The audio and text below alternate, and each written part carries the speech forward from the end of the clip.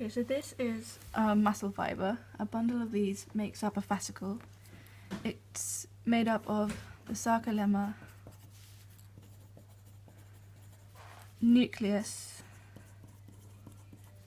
and it contains many myofibrils.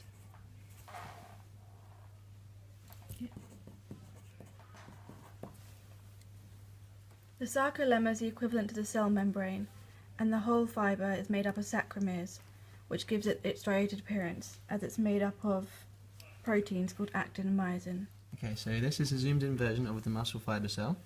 It contains many T tubules, which basically carry the action potential around. It also contains sarcoplasmic reticulum, which has throughout the entire cell, and that is the equivalent of endoplasmic reticulum for other cells. It also contains sarcoplasm, which is just the equivalent of cytoplasm in other cells, which contains many mitochondria. And then also contains lots of these things which are called myofibrils. So this is a zoomed in version of the myofibril. So here we have the sarcomeres. Then we've got different zones. This is the Z line, the H zone, the A band from here, and finally the I band.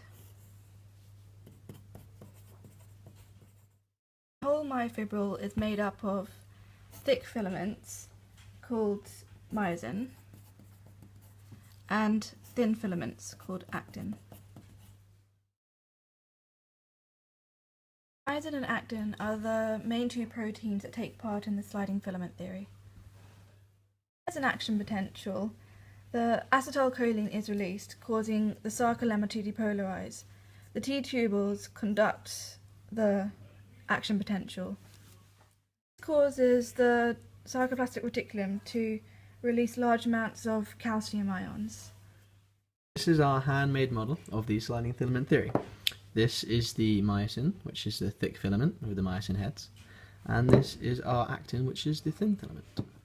So the actin is surrounded by a strip of tropomyosin, which is this thing here, which covers up the myosin binding sites, which are these bits here, and then next to the tropomyosin is the troponin, which is that bit there. The calcium ions bind to the troponin here, which causes the tropomyosin to shift like that, revealing the myosin binding sites. Now that the binding site is revealed, myosin can form a cross bridge with actin at the myosin binding site.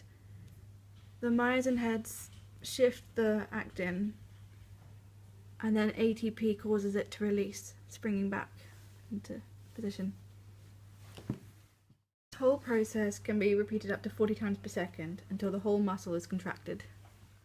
Guys, you now have a better understanding of how the muscle system and everything works.